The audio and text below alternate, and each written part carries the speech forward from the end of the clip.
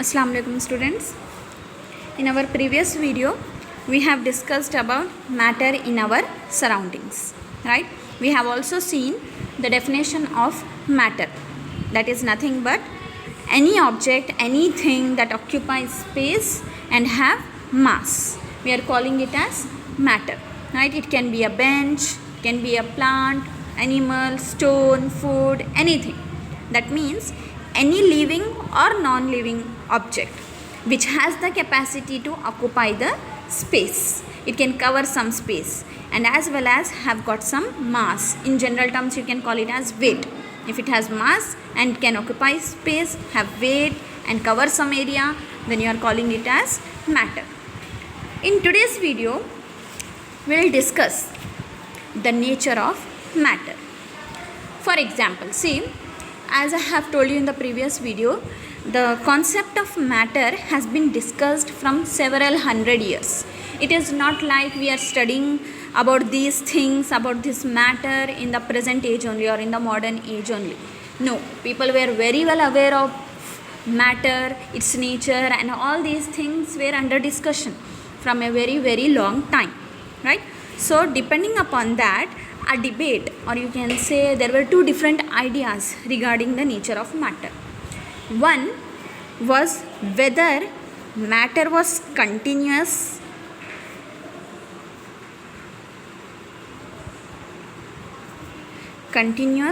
or is it particulate.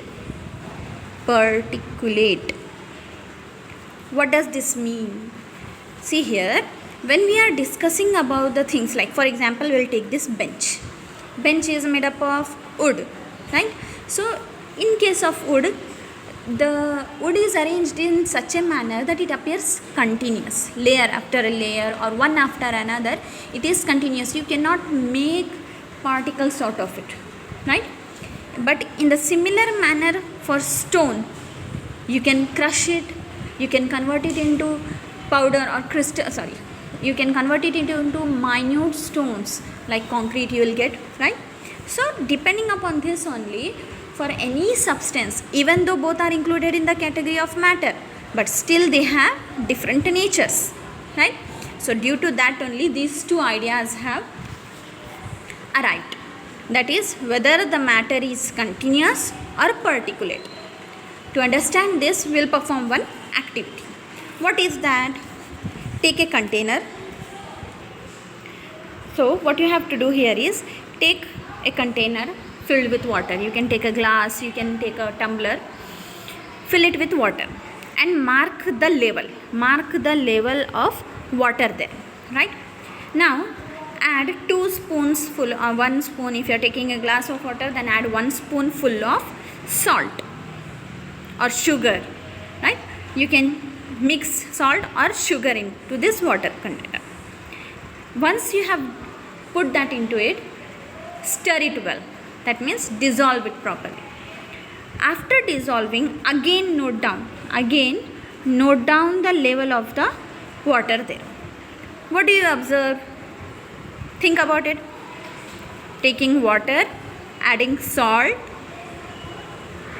stirring it well, then seeing the level of the water. Will you observe any kind of change in its level? Will the water level rise or will it go down? No. Yes, the answer is no here. There will not be any change in the level of water. See here what I have done. I have used these 2 lines to make you understand. Here I have filled it completely and marked the level here. These 2 lines I have used here, and again the same mark I have put here also.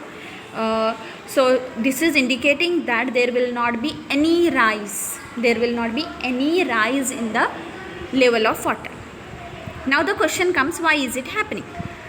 So the answer here is, whatever the salt that you have added there, it has got mixed into this one, but it got mixed in such a manner that the small particles of salt, the tiny particles of salt, have adjusted itself in the spaces that are present between the water molecules. it is not like a stone, right? It is not like a stone here. These are very fine particles. If you would have put a stone into that one, as we are all aware of that story, the crow, the water pot, putting stones, the water level rises, right? We all know that story. But that the same thing is not happening here. The reason is because of the size of the particles.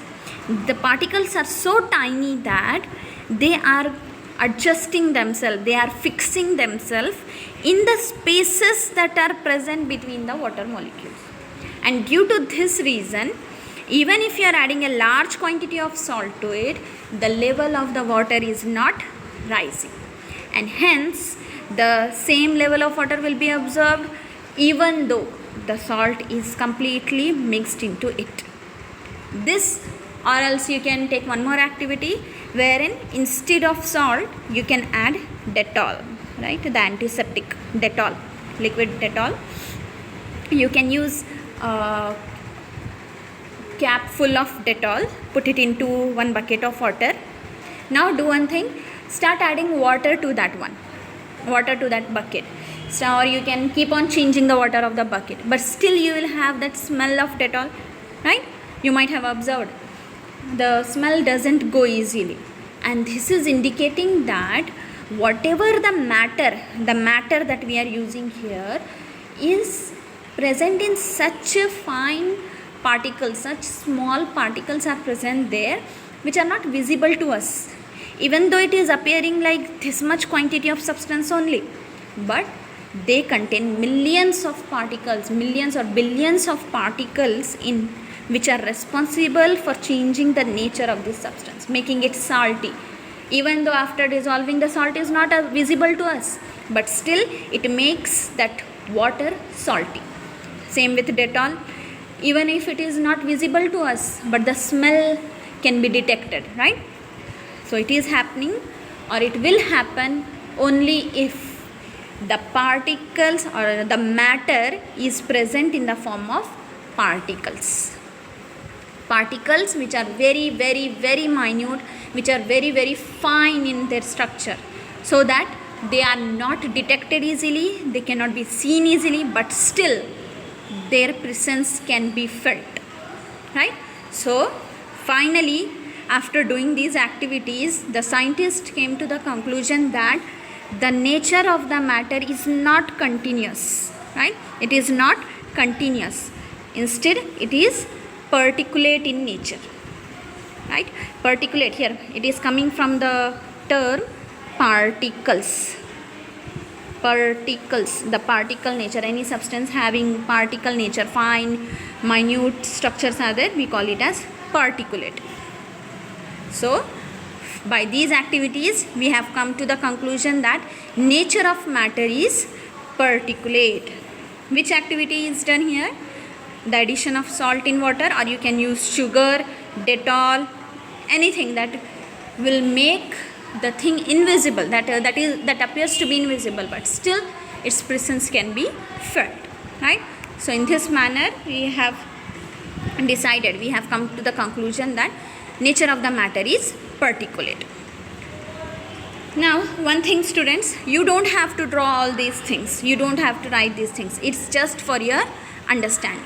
You need to note down the definition of matter, then as a point or as a note you can write down that nature of matter is particulate. No need of writing all these things, putting the diagrams, etc.